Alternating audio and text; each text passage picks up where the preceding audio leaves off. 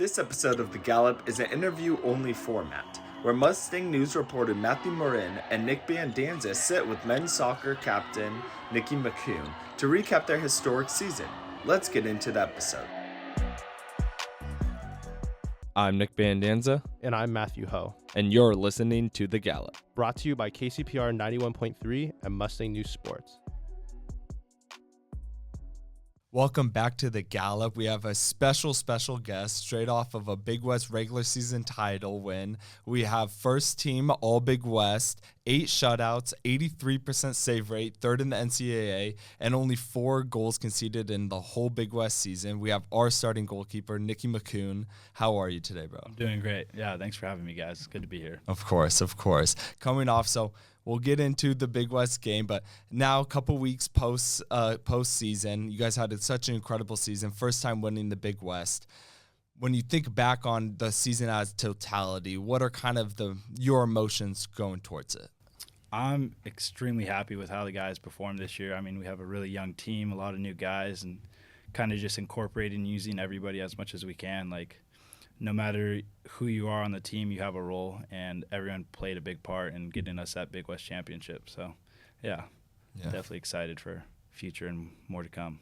And you guys had some injuries coming into the season. Like, a lot of the attack that you had from last year, 2 top scorers, were out for the season. So how did you guys have to really change and develop both in the preseason and during that start? Yeah, those young guys definitely stepped up top. I mean, they did an amazing job. Finn, Quinn, a bunch of the other younger guys did awesome. And then also just the defense was absolutely amazing, keeping the ball out of the back of the net, preventing good chances, and making my job really easy for the year. So great defense and good job from the young guys to step up and be up top in big moments. Yeah, you talk about that. You kind of have because of the injuries, you had an older group mixing in with now these new players who, a lot of them were recruited only by Ogie. And we'll talk about the transition there and him as a coach, but how does a team leader like you are kind of mesh those two, cultures together, those two age groups? Because when you're a junior or a senior on the team, it's a lot more experience and trying to bring along freshmen and sophomores, so you might not trust the same way. What was that kind of relationship like?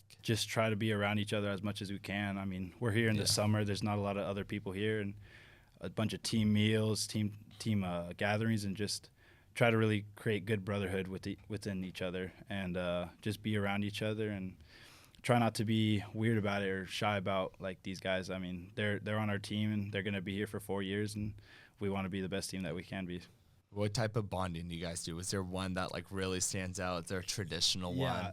There's one where we have a week, and each day of the week, one class makes a meal for everybody. So freshman, sophomore, and super fun, super good time, and you get to go cook a little bit. You made the best meal. I was about to say. Yeah.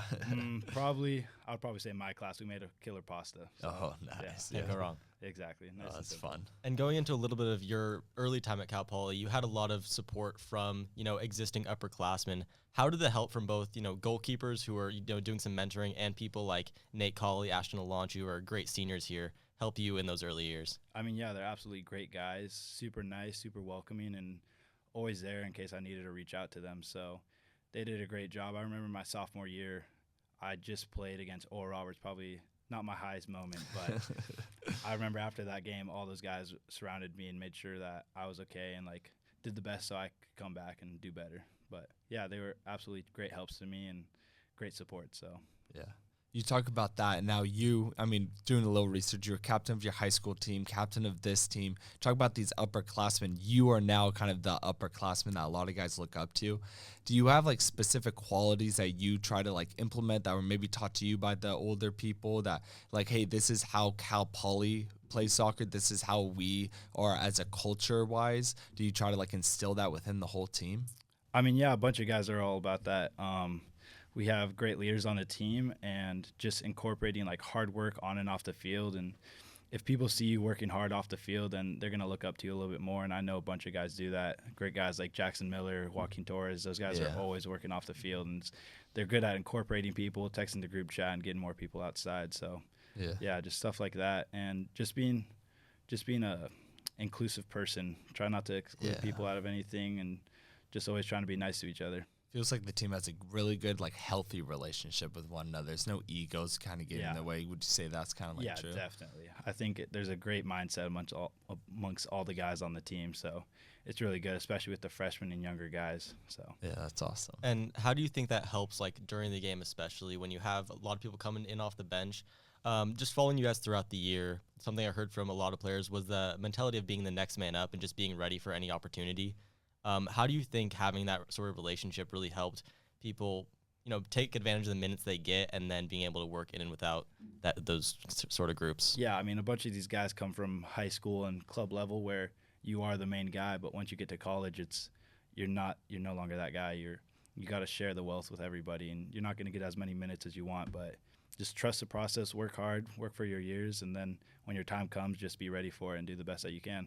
Yeah, does that come from Coach Kennedy or Ogie? It's a lot of people come. Does that come from him?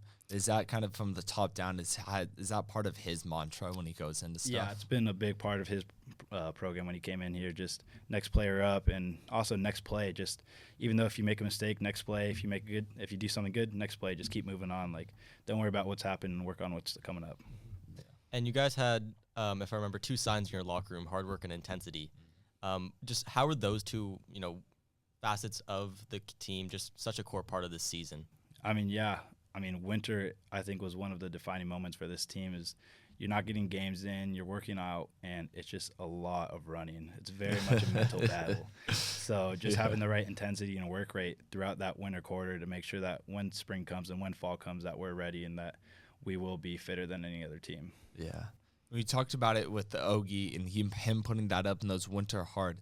A lot of people don't know you were here before Ogie came in. What was that kind of transition like? As he got hired on like right after the season due to coach getting sick and stuff. So when that happens, when you have kind of, looking back now a year or so ago, when that happens and Ogie comes in, what was the first indication of like, hey, we're buying in? Because it seemed from our end that there was a full buy-in to Ogie and kind of his style of play and his want. Yeah, definitely. If you weren't bought into the program, then it was going to be tough for you to stay around. So with the new coach coming in, especially after a rough season, it's uncertainty and like a little bit of scared. You're definitely scared a little bit going into it, but Ogie believes in, like, if you work hard, then he likes you. Yeah. As long as you work hard, then you'll be a good player and a good teammate. So definitely that time when he came in was a little uncertain, but just being one of those guys to work hard and push each other and keep working, and that new players are going to come in trying to take your spot. And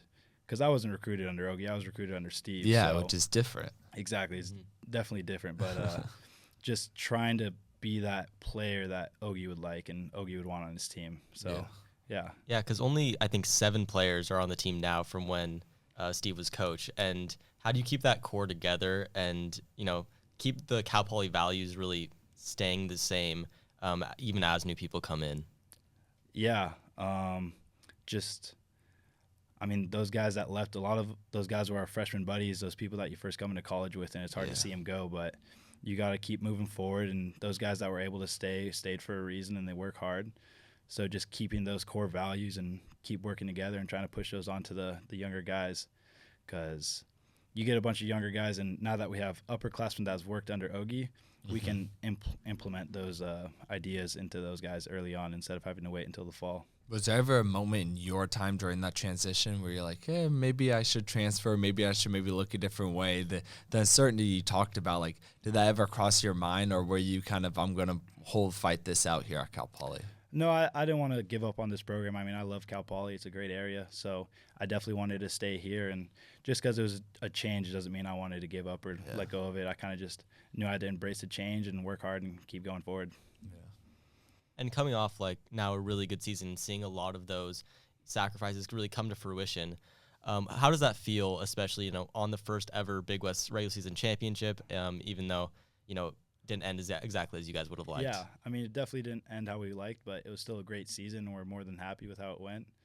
But, yeah, to see all that hard work pay off, it's exciting for next season, and it shows that the hard work that we've been putting in works, and we just got to keep doing that and keep implementing it into the winter and spring, even summer. So, was there a moment this season that you guys kind of internally within the locker room looked around and said, hey, we can go out and win this thing? Like, was it, we were all there for that first UC Santa Barbara Blue-Green rivalry here at Cal Poly. Was it that game? Was there a point kind of in the season where you guys were totally bought in, totally like, we can go out and win this regular season title and have such an amazing year? Yeah, I mean, the Big West was so tight this year. I mean, every team was right there, so it was up for grabs, and we were just fortunate enough that the points fell in our favor and we were able to come up with the wins that we needed. But, I don't know if there's one certain moment, but just coming into the summer, seeing all these young guys and how they perform, it was definitely promising to see. And talk to me a little bit about that bounce back that you guys had, because you started off the season, I think, 0-3-1. Yeah. And being able to really persevere through those tough days and then keep that unbeaten streak going for, I think it was 9 games. How did that feel? Yeah, I mean, it was definitely the start of the season was rough. We gave up a lot of penalties, and in the end, that gave us some losses early on. But once we got those wins going, we knew what we had to do and the feeling that we wanted to chase, and that's what we did for every game is we chased that feeling of winning and celebrating together. And, so just keep doing the same roles and trying to do the best we can for those games. Was it tactical change? Was it anything along those ends? Because, I mean, going down the stretch, you guys were the best defense in the Big West for sure, even in the whole country, but statistically. Was there a tactical change early on that you guys transitioned to, or was it just stay the course, when it clicks, it's going to click? Yeah, it was just stay the course. I think there's a mental switch that went off for everybody, and that's when we started to win games. Just defensively get behind the ball and do whatever you can to stop a shot. So. And you're the one kind of dictating a lot of that. Being at games, you could hear you echo throughout. Like, is that a big part of your game? Do you love being vocal? Is it something you kind of take pride in? Yeah, I think with anyone for the goalkeepers and backline, just being loud, being authoritative, and having a presence on the field. So make sure that your team hears you and also the other team hears you and somewhat scared of you. Were you always like that? Were you always kind of the big presence as a goalkeeper? Yeah, I think I've always been decently loud and trying to make a presence as I could. So, yeah. And throughout the season, you've always given a lot of credit to your back four right in front of you. What do you want to say about, Parker, Defender of the Year, Joaquin, Jack, all those guys? I mean, they've been absolutely amazing. It's been incredible work behind them. They've made multiple games very easy for me. I mean, I think there's a game where I didn't even have a save. Like, I kind of just chilled back there, talked with them. But, yeah, they've been absolutely amazing, especially as such young guys. I think sophomores and juniors, absolutely amazing. Jack coming in as a grad student, first time being here, it's good to see him. And it's unfortunate that he has to leave so soon, but he's been absolutely amazing. And, yeah, Parker's just such a great captain, great leader, great player, just a great person overall. So super nice to have him on the team. And a big body at 6'4", so it helps to have him on crosses too. Exactly. Is there kind of a bond between the back line and you more than kind of anybody else on the team? Because I do feel like the back four, that's a one unit as a whole, where in soccer there's so many other levels, but that's a strong unit where do you guys hang off the field? Is there kind of like a way there? I wouldn't say there's a difference in levels between the guys, defense and midfielders, because I don't know, we all hang out together. We all got our I wouldn't say we have our groups, but everyone tries to intermingle and intermix and stuff like that. So I don't know, but when you get to practices, we got goalkeepers and defenders talking trash to forwards, stuff like that. So there's a little conflict with that, but it's always good. It's always in good health. Practices are real tough. Oh yeah, practices are very competitive. Very competitive. Good. Lot of good friendly competition, but being at a few of those practices, hearing Ogie just shout at you guys, 10 push-ups after every play. Oh yeah. That just kind of reinforces that sort of intensity and his approach to the game, which, coming from Ireland, that's, how he's been raised, how he played when he was over there. So has he brought a little bit of that, European style of football over here? Oh yeah. I mean, the change in work rate and everything like that has been absolutely amazing. It's good to see. And especially as a goalkeeper, seeing all these guys work so hard and for it to pay off, it's really good. Yeah.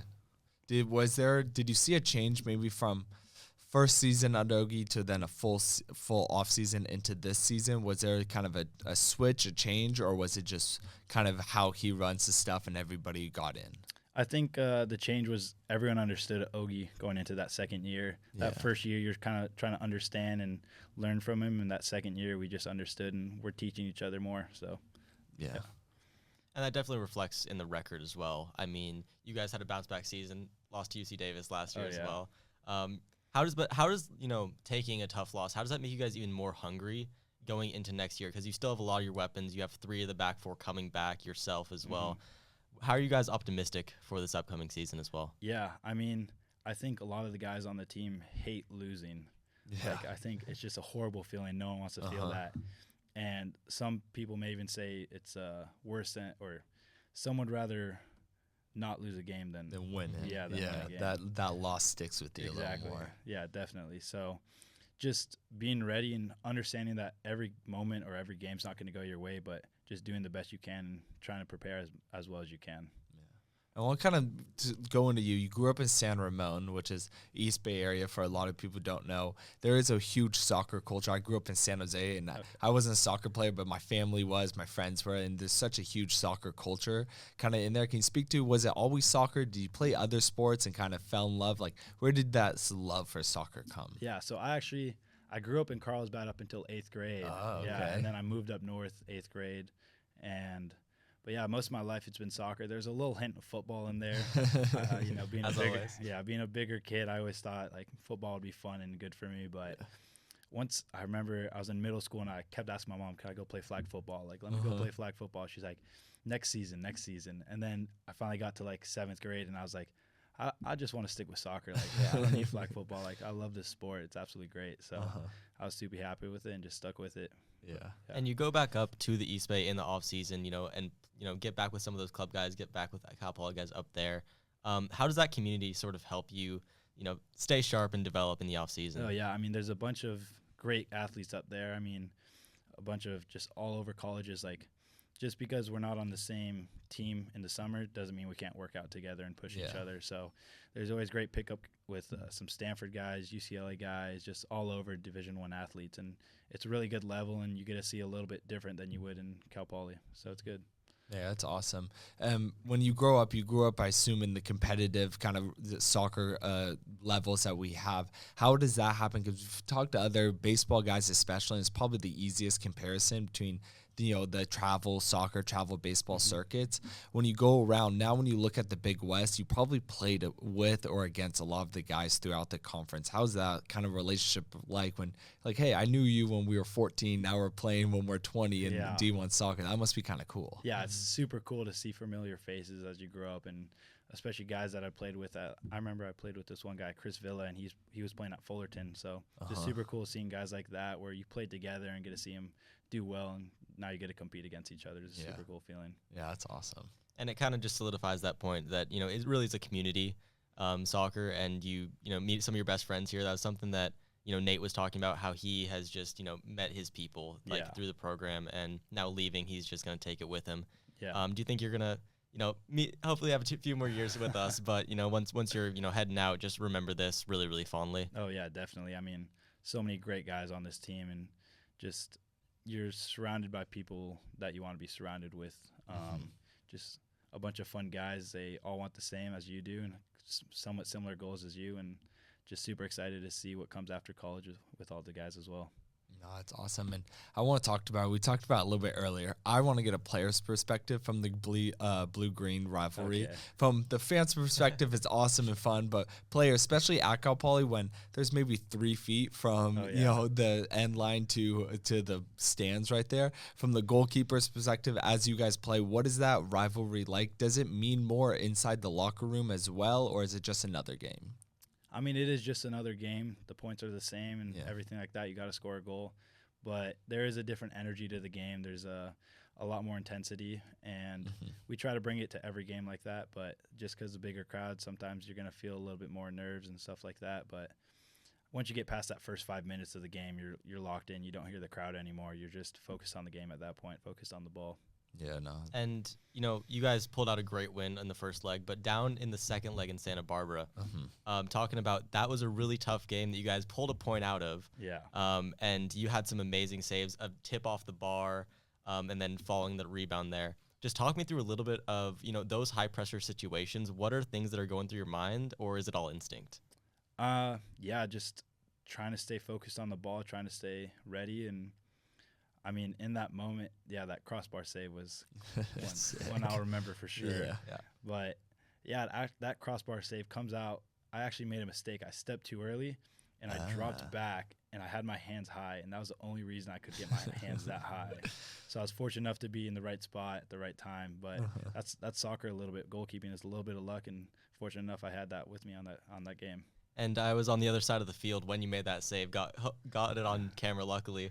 But I mean, that's not something that's been completely, out of the ordinary for you this season. You've made a lot of amazing saves, and in crucial moments too. In that Big West regular season championship game, kept it even to allow Connor to get that, go-ahead goal in the 87th minute. Just speaking on your experience throughout this season, what does it mean to be such a big part of those big moments? I mean, yeah, it feels absolutely great. Definitely a lot of work gone into this, and it's been great having a new goalkeeper coach that's taught me a lot of new things, and it's been tremendous. But yeah, I mean, just a feeling of coming up big in those moments and being able to provide for your team is awesome, because as a goalkeeper, you can't win games. You can only save it. So it's pretty nice to have those moments. And that's Coach Watson you're talking about, right? Yeah. How has he kind of helped in his, him coming in? You kind of touched on it there, but how has he helped elevate your game and kind of your outlook on, the team as a whole too? Yeah, I mean, he's been a great influence, very positive guy, and I think that's one of the great things that he brings is how much support and positivity he will really bring to you. Because I remember when I first heard that he was coming in, we had a phone call, and he's like, "What do you want to work on?" I was like, "I really just want to get my confidence back after unfortunate sophomore season." And so he understood that, and he did great with me and providing me confidence and getting ready for this year. So, And you got 3 other goalkeepers with you working together. How is that little tight-knit community? Oh yeah, it's great. I mean, I absolutely love those 3 guys. It's so fun getting to work with them every single day. I mean, everyone's got a great sense of humor, and we all push each other. We got a little competition every single time, and we're all working for the same spot, but at the same time, we're still family. We still work for each other. So, yeah. You talk about family a lot kind of without this team. Do you feel that? Do you feel family? Because, we've talked to other teams and other sports and whatnot, and sometimes in college athletics, especially new college athletics, a lot of people are selfishly playing for a next opportunity for something else. Do you not feel that here? Do you feel a family atmosphere when you kind of step into the locker room? Yeah, I definitely feel a family atmosphere. I mean, all the guys are super nice and super fun to be around, and it's just great people. I don't think anyone puts themselves above each other, so that's a great thing to have for a team. Yeah. Yeah, and I mean, just talking to a bunch of people throughout the year and, hearing their stories and then hearing your story as well and being able to, kind of report on you as well. What is, so special about everyone bringing, their own experience, their own club experience, and, kind of meshing that together to create this new sort of style of play? Yeah, I mean, everyone has something to teach. Everyone has something to bring to the table, and as long as people are willing to hear them and willing to learn, then you're going to have a great team come out of it. So fortunate enough that we have open-minded guys that are willing to take criticism and learn from it and be ready for the next play. Does Okie get on guys sometimes? Does he get on you or on other team kind of in constructive criticism way, or is he a little more laid back? No, he definitely gets on people. I mean, there's times where if you lose the ball and you stand there and you're upset, he's going to yell at you. Go win the ball back. There's no if you're just going to stand there, go stand on the sideline. Don't be on the pitch right now. So. Do you like that type of coaching? Oh yeah, it's great. I mean, it provides the right work intensity and for everybody and right mindset. You don't want people to be upset because they lost the ball. You want them to go win it back. Yeah. And, being able to form that relationship with the coach, you guys gave him a nice ice bath after winning the title. But having that sort of relationship, does that just make working and, improving even easier? Yeah, I mean, when you got a coach that works very hard, he's here late, putting in the hours just like we are, and it's great to see that such a good coach can do so much for the team. So, yeah, definitely trusting him and trusting everything that he has to teach is a good feeling. And getting rewarded for it as well, him getting coach of the year, you getting goalkeeper of the year. Do the accolades matter at all to you, or is it just kind of another thing that is in the back of your mind? I mean, it's a team effort. This is a team sport. It's not individual, so everyone contributes, and I think a lot more guys could have got awards, but it's just some people get more recognition, and I think as a team we did great, not just individual. Yeah, no, it's awesome. When you talk about team, obviously this season not ending in PKs against Davis. We kind of talking about it before that you guys work on PKs as a big part of your game. When it came down, if you can kind of recall, as much as it might hurt, when you get down to such a hard fought game and you get down to the PKs, what was the sentiment within the team huddle right then? Yeah, like this moment is a defining moment for a team. Like if we come out on top, it's because we deserve to be on top, but also at the same time, just if we lose, it's not the end of our careers. Like we keep moving forward and we keep working towards next fall. So yeah, just understanding the pressure of the moment and trying not to let it get to you and trying to be ready. And everyone was prepared and just didn't go our way, unfortunately. And after that first penalty went over the bar, did you have a little bit more pressure on you and just like felt like you had a little bit more onus to try and get one back? Yeah, definitely. I remember he came up to me and I told him I was going to make the save. I was like, don't worry about this. Like, I see that he was hurting and I didn't want that. So I told him I'll make the save, and that's what I did. Yeah. So. That was awesome. You talk about, I don't know, have winter workouts started yet? Or do you get kind of time off right now? Week 10, we can't really work out, but we got without coaches at least. So we just have team-based trainings right now and just small side and a little bit more relaxed, fun stuff before we go off to winter break. But yeah, just getting ready. Yeah, does it fire you? Does it kind of light a fire with a lot of this team returning back for next year? Do you already kind of feel a fire kind of going within the team that, hey, we are this close to capturing it. We know we can capture it. Is that kind of a goal and motivated that you feel so far? Yeah, definitely. I mean, I think a huge goal for us is just make the NCAA tournament, and that's what we'll strive for next season. And so that work starts now. That work starts on the field, running on and off the pitch, and just getting ready for those moments and being prepared. Yeah. And having good competition in the Big West, is that, just a benefit to you guys, throughout the season, being able to face good teams and really work on that, that killer instinct that you guys need to have? Yeah, I mean, every game's going to be pretty much close. I mean, a bunch of great teams, a bunch of competitive teams, and it's definitely always going to be a close season, and it's always going to go to the last game, and we want to make that last game a very important game, and we want to come out on top. So just being ready for those moments and mentally prepared. Can kind of transition into you and your fun. You're here in SLO. It's awesome. It's beautiful. You talked about you love being here.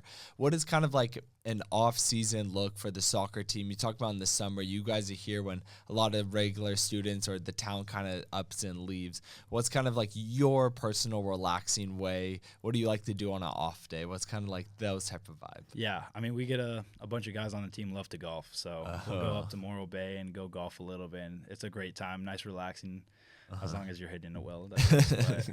Yeah, golfing is a great little outlook for me. And then same with surfing. I love going out in the water and just being out in the ocean. So a bunch of other guys also love going surfing and stuff like that. So what's your handicap? Yeah. We don't need to talk about that. Don't worry. I'm not sharing mine either. I'm keeping that one to myself too. I got some specialty shots, but nothing special. Yeah, So, exactly. no. But we got some good guys on the team. Michael Vick, Parker, Nate. Yeah. Ashton's working on his game right now. There So you go. especially with those guys like Nate, Colley, and Ashton, unfortunately not being able to play with us next season, they've definitely been working on their golf game. So Yeah. I mean, that's something they're going to take with them. So Yeah. they got to be out on the course a bit more. exactly. Kind of what's your go-to eatery here? Is there kind of a team, football team loves to go down to Firestone. Like, is there kind of a spot that the soccer team goes to or that you personally just love to go to kind of as your go-to meal? I mean, a bunch of the guys love sandwich shops, so High Street, all those places. But Urban Cafe is a good one. And I don't know, a lot of people have been cooking at home, cooking meals at home, shopping at Trader Joe's, shopping at Costco, There you and go. just making good home-cooked meals. Do you guys, do a lot of the soccer players, you guys live together? Yeah. Kind of throughout the city? Yeah, a lot of soccer guys live together, especially dorms like that. They're all living together, and then even housing outside of that. So, yeah, it's good to be around each other, hold accountable, and just keep that environment. And Yeah. yeah. Makes you even closer, especially when you're living with people. Oh, Makes yeah. it- As long as they do their dishes. Yeah, Yeah. absolutely. And I mean, you said you surf. Okay, I don't want to blow up any spots, but what are some of your favorite go-tos? I love Pismo. Pismo's a great spot. And then if you want a little bit more private, I'll go Shell Beach because it's a little Yeah, I rocky love out Shell. there. So people won't go there as often. So it's nice. But yeah, as long as the water's good enough and not cold. Yeah. Do you guys teach the young guys who maybe not have surfed before when they come in, if it's like, hey, we all kind of surf. You should come out with us. I definitely think, some of the younger guys would love going out surfing if they haven't. And just, it's a fun thing. I think anyone can enjoy it. So, yeah, if they're not surfing, at least just being out in the water, just juggling on the sand, stuff like that. So it's a good time. Yeah, do you guys do sand workouts? I know other sports sometimes do sand workouts or kind of sand type activities, go to the beach activities as teams. We'll do more like regen. So we'll go to the beach and get in the water, the nice cold water, and try to stay out there for as long as we can. And then just come back, relax, hang out with each other, just be around each other and things like that. Oh, that's awesome. Yeah, I mean, just this area, being able to, go out, hike, and having so many, natural places where you can go regen, go, have a little cool down, little walk. Yeah. Is that one of the things that you just, keeps you here and kept you really interested in being in SLO? Yeah, I love the outdoors. So just the environment here is so wonderful, how sunny it is all the time and great weather. So it's a fun time. Bunch of guys going on hikes all the time and things like that. So, yeah. Yeah, and I want to thank you again for sitting down after such an amazing year that you guys had. Even though it came up but kind of a little short there at the end, it was still historic. Cal Poly's first ever Big West title, arguably the greatest team in Cal Poly history. It's hard right now, but when you hear that, arguably, the greatest team in Cal Poly history, how does that make you feel knowing that that is the legacy that you just made and there's even more room to make more? Yeah, I mean, it's a cool feeling. It definitely is, but just makes us want to do even better next season. Yeah. Make it, just keep up the records. So, yeah. It's awesome. Just build on them. Yeah, just build. Exactly. Just keep building on I want to thank you. I don't want to keep you for too long. I know you guys, busy stuff to do, but finals. thank you. Yeah, finals is kicking my butt right now. Definitely. Yeah. We're gonna have to get through it, but hey, just a week more and then we're a week done. more. Yeah, I appreciate it, guys. Thank you, man. Absolutely. That's all we have time for today. If you like what you hear, check us out on any preferred streaming platform, kcpr.org/podcast, and the sports section on mustangnews.net/sports. You can follow KCPR on Instagram, TikTok, or Twitter at KCPR913 and Mustang News Sports at CP Mustang Sports on Instagram and at Cal Poly MN Sports on Twitter and TikTok. Ride high And go Stangs.